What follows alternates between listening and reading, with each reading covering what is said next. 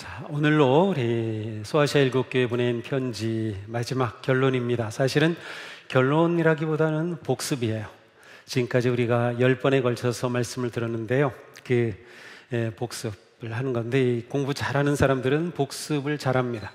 선행학습과 복습 가운데 뭐가 더 중요할까요? 복습이에요. 복습. 아무리 선행학습을 한다 하더라도 뒤에 없으면 아무 소용이 없어요.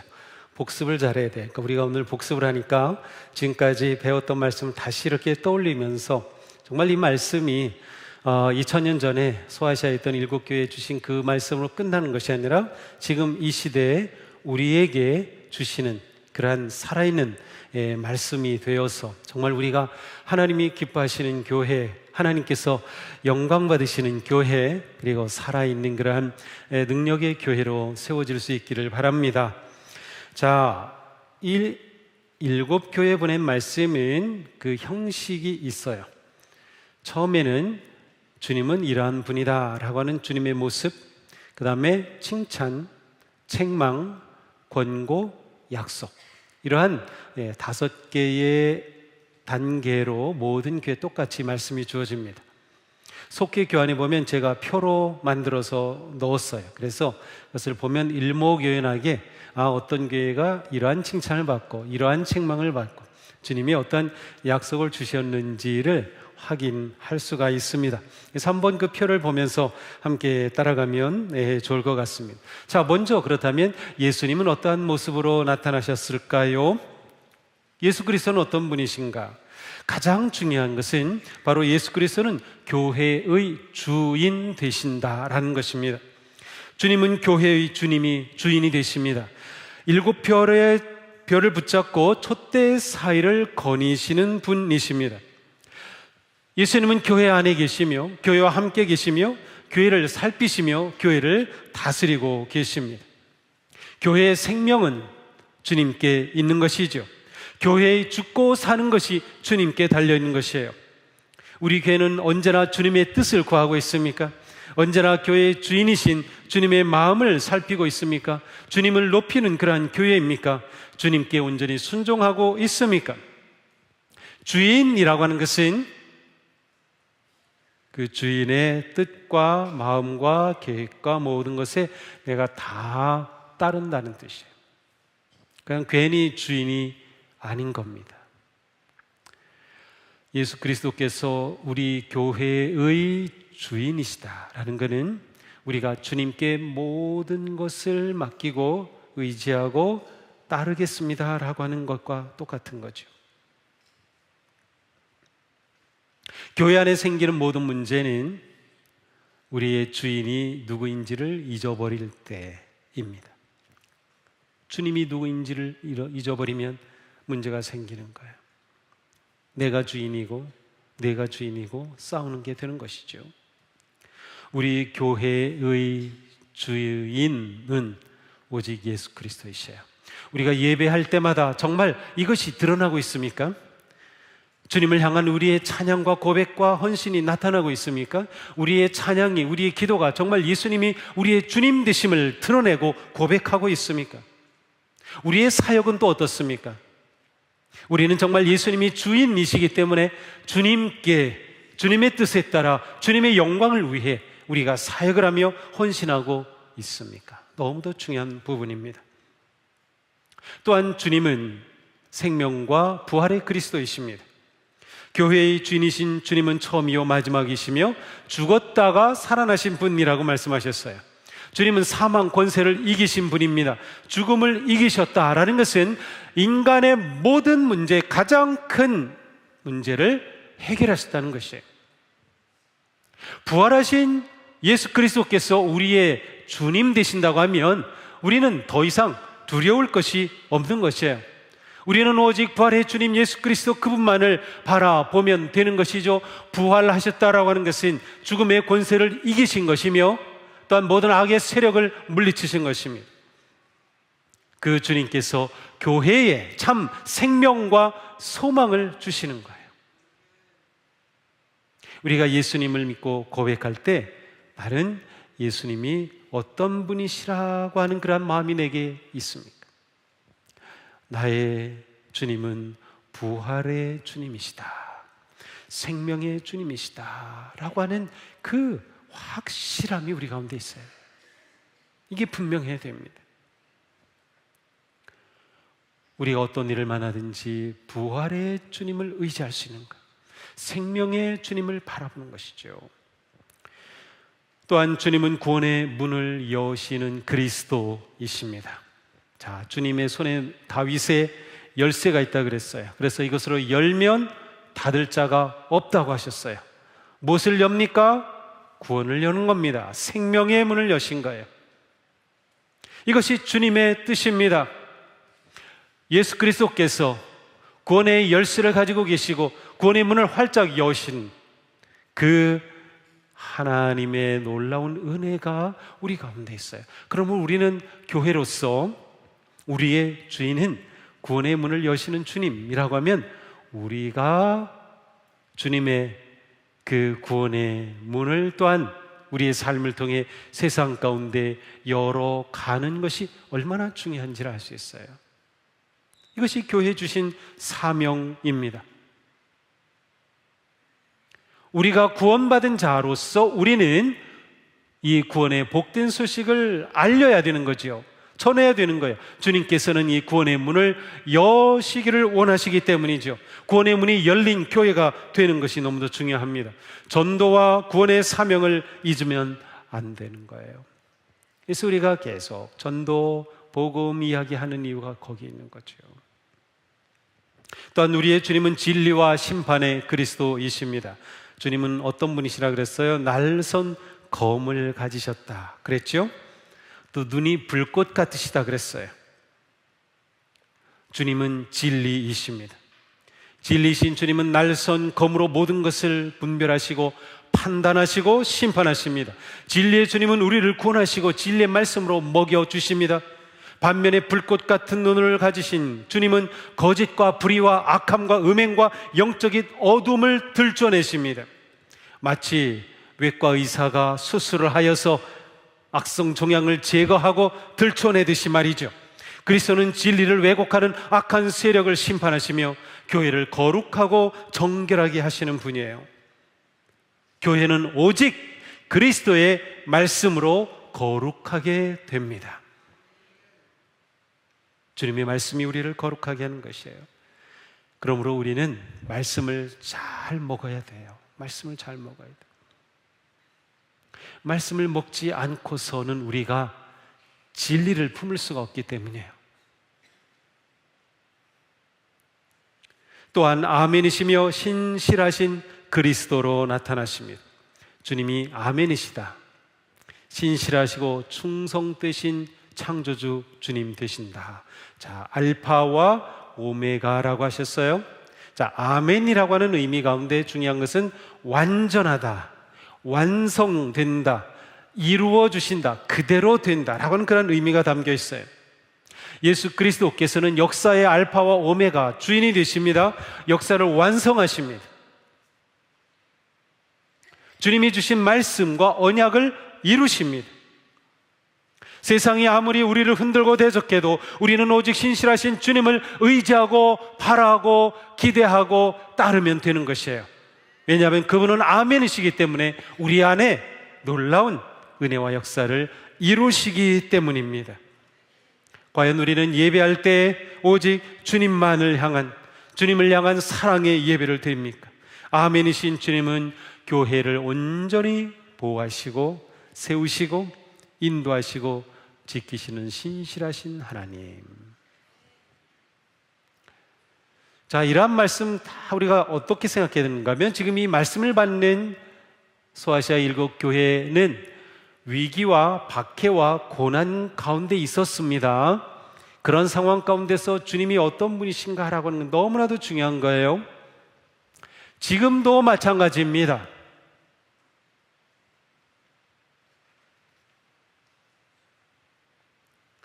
교회가 세상 가운데서 멸시를 받고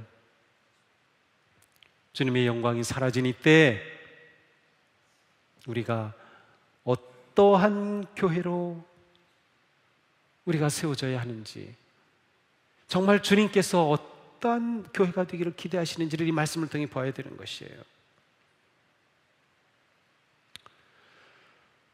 또한 성령님께서는 모든 교회에 주님께서 아신다라고 말씀하셔요. 주님의 아심을 참으로 놀랍게 봤죠.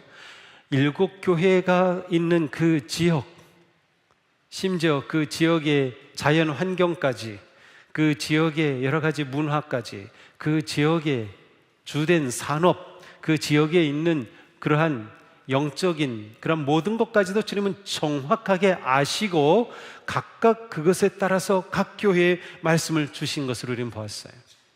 주님은 아시는 거예요. 우리는 이게 별거 아닌 것 같은데 말이죠. 이 초기 성도들에게는 이거 엄청난 일이었어요. 자, 주님은 곧 오신다고 하시는데 오시지 않고 우리는 지금 박해와 고난과 위기 가운데 있고 함께 신앙생활하던 내 친구가 감옥에 끌려가고 순교를 당하고 이러한 상황 가운데 주님 정말 우리가 이렇게 당하는 거 알고 계시오? 주님 오시는 거 맞아? 그들에게 주시는 말씀이에요. 주님이 아신다는 거예요. 너의 당하는 고와 환난 아신다는 거예요. 너의 그 고통, 너의 그 박해, 너의 그 위기와 아픔을 아신다는 거예요. 정말 주님을 의지하고 믿고 신뢰하는 사람에게는 내가 너를 안다라고 하는 이 한마디 말씀이면 충분합니다. 만약 이 말씀이 나에게 주님이 날 아시오? 날 아신다고 별 의미가 없다면 내가 정말 주님을 정말로 사랑하는지, 내가 정말로 주님을 의지하는지, 내 삶 가운데 정말 주님을 찾고 있는지 물어봐야 돼요. 주님이 나를 아신다. 이게 나한테 엄청난 위로와 격려가 돼야 돼요. 아, 주님이 나를 아시는구나. 주님이 나를 알고 계시는구나. 그렇다면 우리는 나 자신은 물론 내 자녀, 내 가정, 내가 살아가는 모든 삶, 나를 아시는 주님께 온전히 의지하고 맡길 수가 있어요. 왜냐하면 그분은 아멘이신 주님이시기 때문에, 부활이요 생명이신 주님이시기 때문에, 그 주님이 나를 알고 계시기 때문에 나는 이 모든 것을 주님께 의지하고 맡길 수가 있는 거죠. 주님은 안다라고 말씀하시는 거죠. 이렇게 주님의 모습을 드러내신 후에 주님은 먼저 칭찬의 말씀을 주십니다. 7교회 중에 5교회를 칭찬하셨어요. 이 칭찬의 내용을 보면 우리가 어떻게 주님이 기뻐하시고 주님 칭찬하시는 교회가 될까, 또 지금 우리는 어떻게 하고 있는가를 생각해 볼 수 있습니다. 주님은 먼저 인내와 충성을 칭찬하셨습니다. 성령님께서는 인내하며 게으르지 않고 환난과 궁핍 가운데서도 믿음을 굳게 지킨 것을 칭찬하셨습니다. 인내와 충성은 고난과 핍박의 환경에도 불구하고 믿음을 지켜내고 있음을 의미합니다. 교회의 승리는 어떤 환경에서도 끝까지 믿음을 지켜낸 충성, 바로 그것이 교회의 승리입니다. 우리가 승리한 교회냐라는 것은 어떤 위기와 환경에도 불구하고 끝까지 믿음을 지켰느냐, 이것에 달려있다는 거예요. 예수님은 마태복음 24장에서 끝까지 견디는 자는 구원을 얻으리라고 말씀하셨습니다. 인내는 끝까지 견디는 것, 인내는 고난과 위기 때에 성도들이 반드시 지녀야 할 신앙의 성품입니다. 성령의 9가지 열매 가운데 하나도 인내죠. 인내는 종말론적 승리를 바라보며 현재의 고난을 견디고 주님을 부인하지 않는 신앙의 자세입니다. 주님은 끝까지 인내하는 충성된 자를 승리와 영광으로 인도하십니다. 찰스 스퍼저 목사님이 이런 말씀을 했어요. 인내는 신자의 시험 속에서 피어나는 왕관이다. 고난 중에 피는 꽃과 같다. 그렇습니다. 지금 어떤 상황 가운데 있든지 그 상황, 고난, 위기, 아픔 속에서도 끝까지 인내하고 충성함으로 승리하는 성도들이 되기를 축복합니다. 두 번째로는 사랑과 섬김의 실천을 칭찬받았어요. 주님은 사랑과 섬김의 실천을 기대하시고 기뻐하십니다. 주님은 성도의 사랑과 믿음과 봉사의 삶을 보기를 원하시는 거예요. 교회의 거룩함과 아름다움은 교리적 지식이나 건물이 아니라 사랑으로 나타나는 믿음의 행위에 있습니다. 다시 말씀드립니다.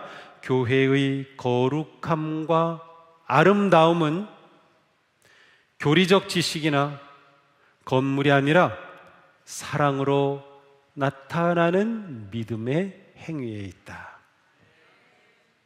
다시 말하면 우리의 신앙이 삶과 연결될 때 온전해지는 것이에요. 하나님은 진정한 사랑의 열매인 섬김과 봉사를 아시며 칭찬하셨어요. 예수님도 마태복음 20장에서 말씀하십니다. 인자는 섬김을 받으러 온 것이 아니라 섬기러 왔으며 많은 사람을 위하여 자기 목숨을 몸값으로 치러주려고 왔다. 예수님 자신이 섬기러 오셨다고 말씀하셔요.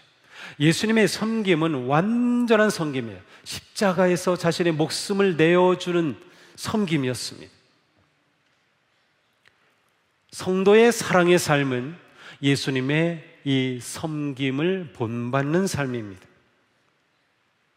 믿음이 사랑을 통하여 역사하는 거룩한 삶의 실천인 거예요. 예수님의 사랑으로 하나가 된 교회는 믿음과 사랑의 공동체로 서로 섬기고 세상을 섬기고 봉사할 때 진정한 교회, 칭찬받는 교회가 되는 거예요. 우리는 섬김과 봉사의 일에 더욱 힘쓰므로 세상을 살리는 교회가 되어야 합니다. 이 주님의 칭찬받는 모습이에요. 세 번째로는 말씀과 진리입니다. 성령님은 박해와 거짓 가르침과 우상 숭배와 유혹에도 불구하고 진리를 분별하며 말씀의 진심이었던 교회를 칭찬하셨습니다. 소아시아의 교회들은 거짓 교사들, 사탄의 공격, 온갖 우상 숭배, 니골라당의 헛된 가르침, 이세벨의 미혹을 받았습니다. 그러나 영적인 혼란과 도전 속에서도 에베소, 버가모, 빌라델비아 교회들은 거짓 사도를 시험하여 드러냈고 말씀을 지켰고 거짓 교훈을 물리쳤습니다. 주님은 교회와 성도들이 말씀을 붙잡고 진리를 수호하기를 원하십니다. 교회가 진리를 수호해야지 세상의 정치 구호를 수호하면 안 돼요. 이게 잘못 헷갈리는 거예요.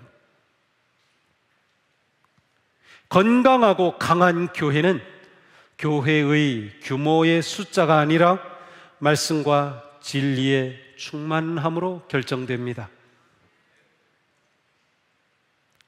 잘 들으세요. 건강하고 강한 교회는 교회의 규모의 숫자가 아니라 말씀과 진리의 충만함으로 결정된다.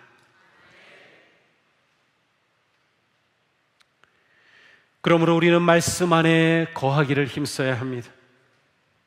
말씀 안에 거하는 것이 진정한 제자의 모습이에요. 교회와 성도의 삶의 진리의 말씀이 충만할 때 교회는 사탄의 미혹과 거짓과 우상과 이단을 분별하고 물리칠 수 있습니다. 세상의 거짓된 정치적 구호를 물리칠 수 있는 거예요.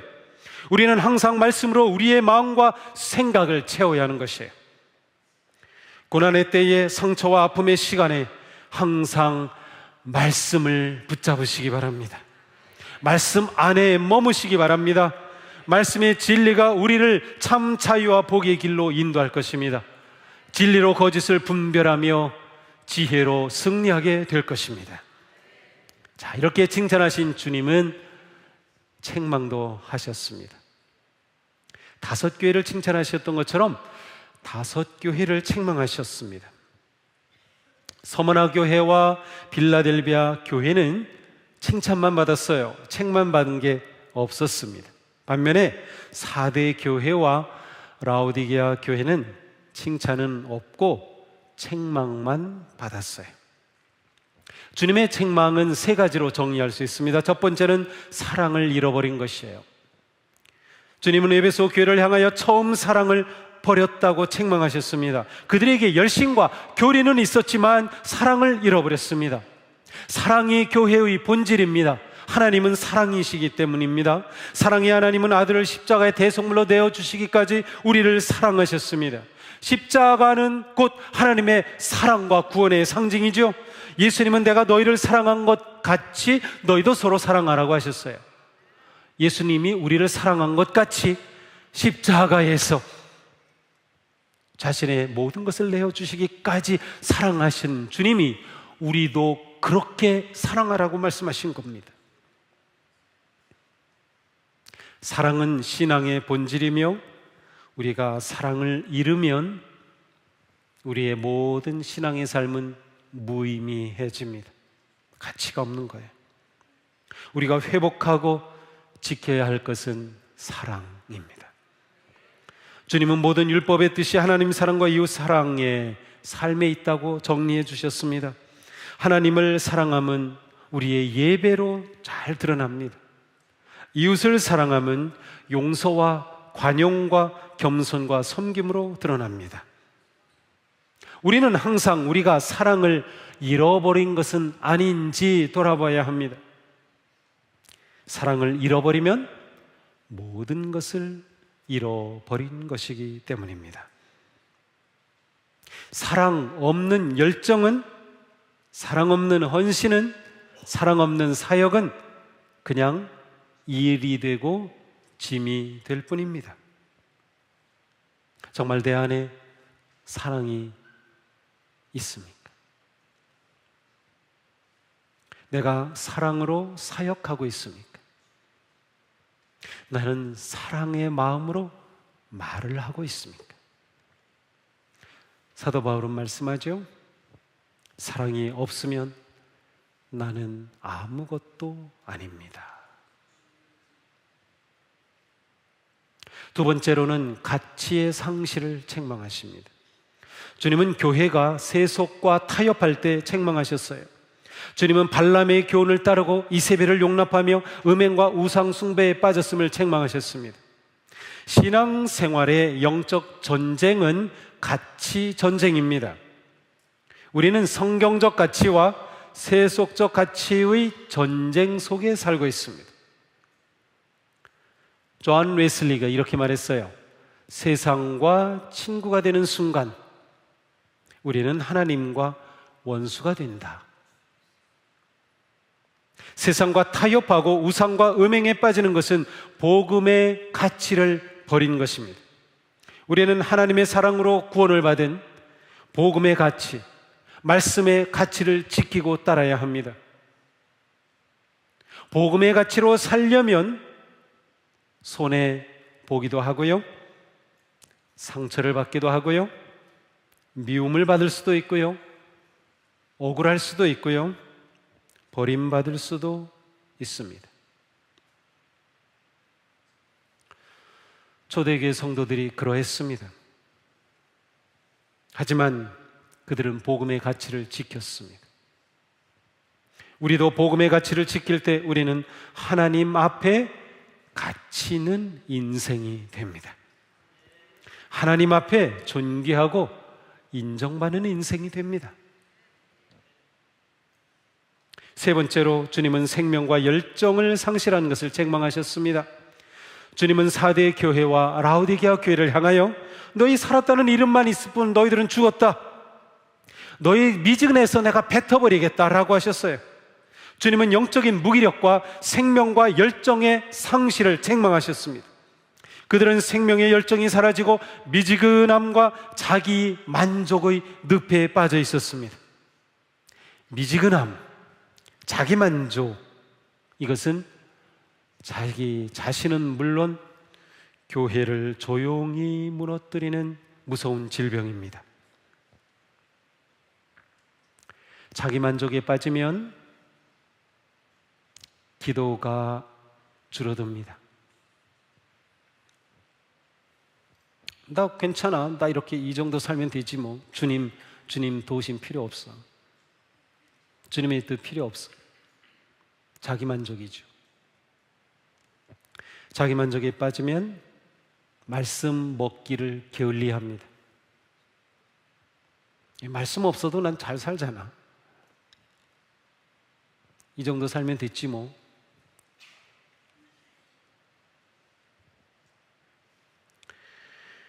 자기만족에 빠지면 사랑과 섬김의 삶이 사라집니다. 내가 만족한 것으로 끝나는 거예요. 다른 사람의 필요와 다른 사람의 아픔과 다른 사람의 고통이 무관심해지는 거예요.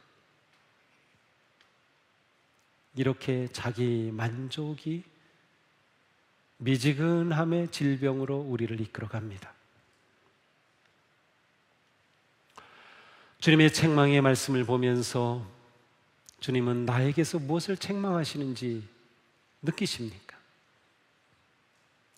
주님께서는 지금의 내 모습을 보시면서 내게서 무엇을 책망하시는지 성령님께서 보여주시나요? 주님은 책망으로 끝나지 않으셨습니다. 책망으로 끝났다면 절망이죠.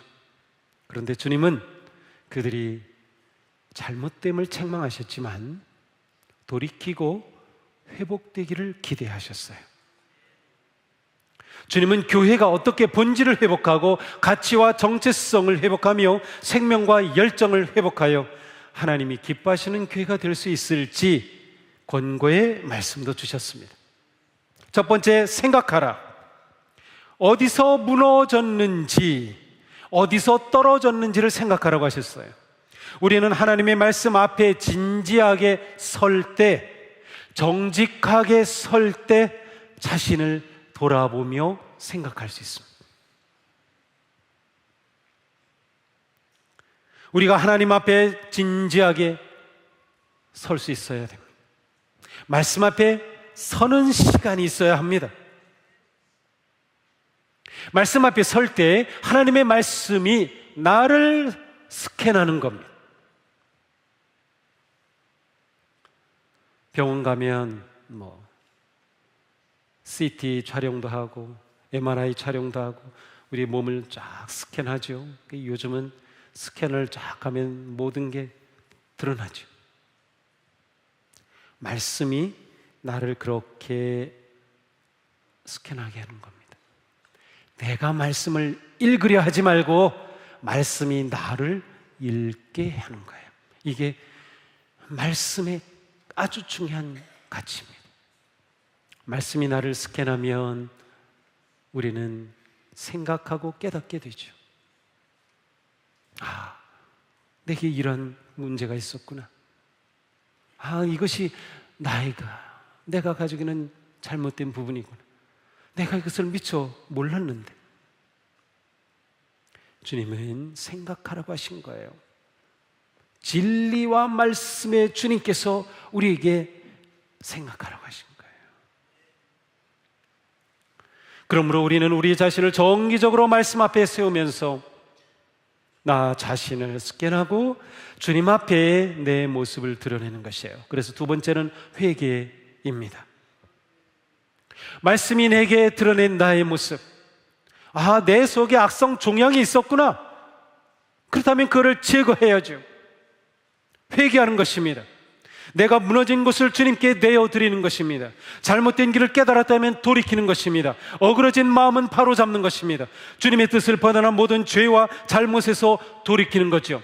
돌이키지 않고서는 우리는 주님의 책망 안에 머물 수밖에 없는 거예요. 회개는 영적 성장을 위해 주신 하나님의 놀라운 은혜의 선물입니다.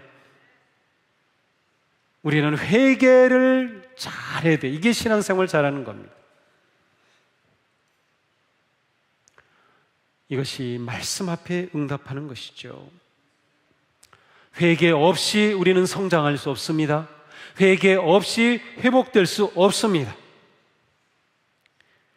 회개는 우리를 용서하시고 구하시고 치유하시고 회복하시려는 하나님의 그 사랑을 내 것으로 만드는 유일한 길입니다.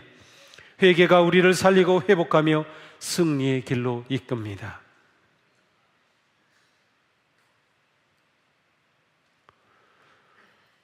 하루하루 살아가면서 회개의 시간을 가지십시오. 그냥 마음으로 안타까워만 하지 말고 죄송합니다 그 정도가 아니고요, 내가 진정으로 주님 앞에 회개하는 거예요.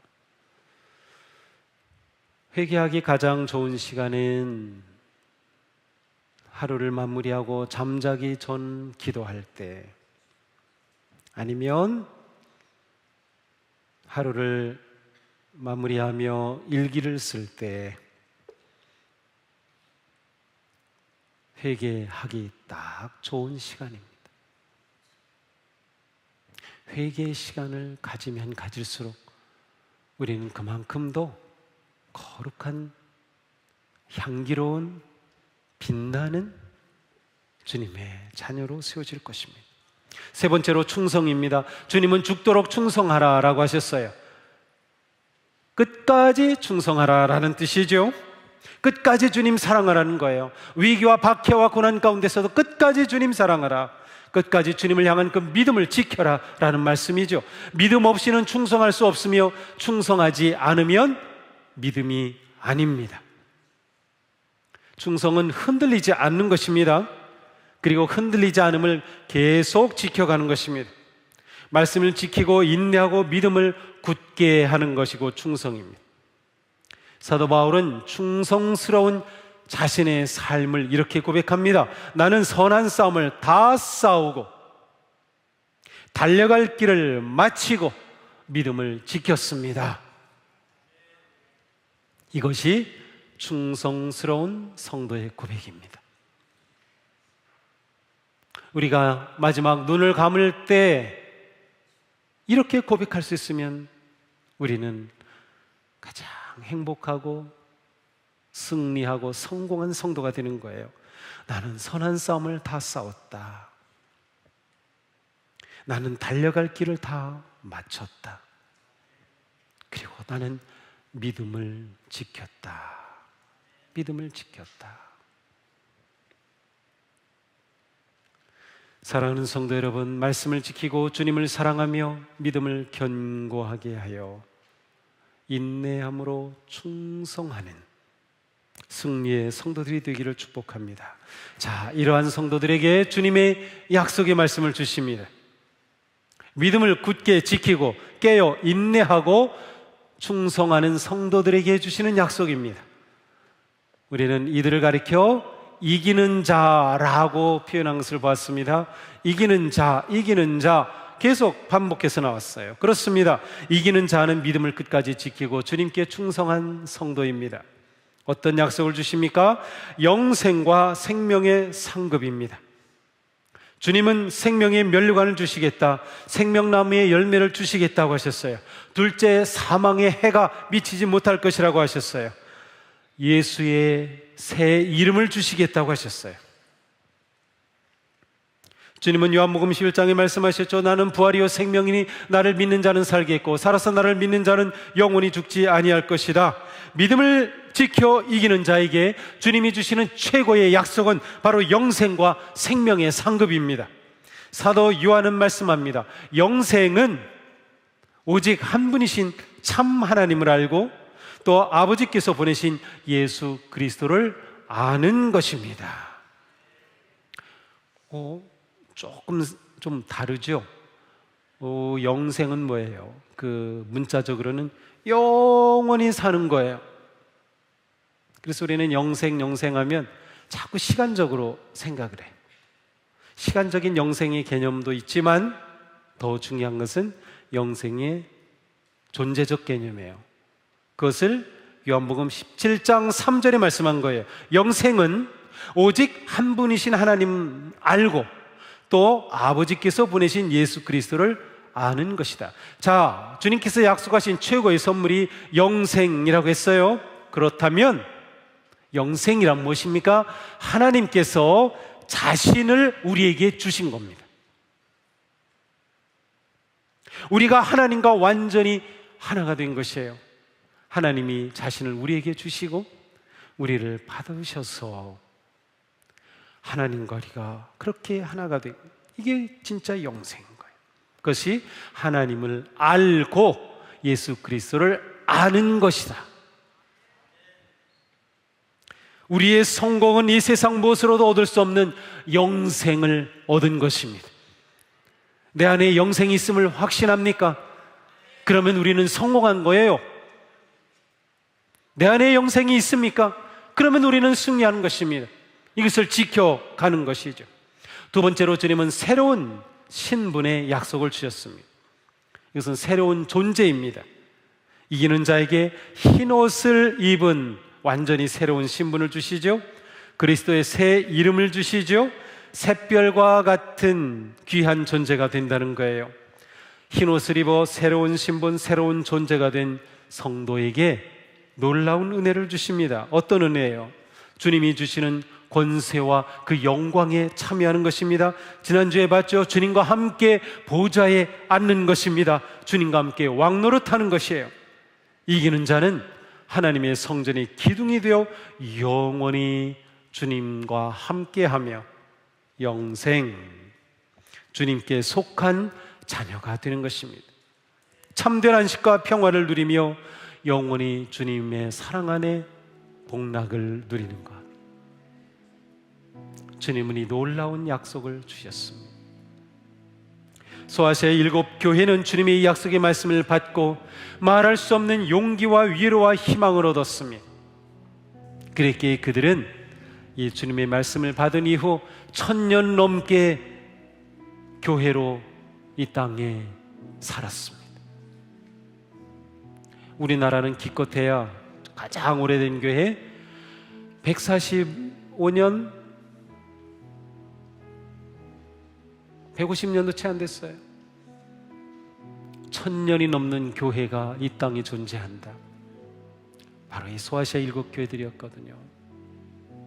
주님의 이 약속을 붙잡았기 때문이죠. 우리는 지난 10주 동안 성령께서 교회들에게 주시는 이 말씀을 들었습니다.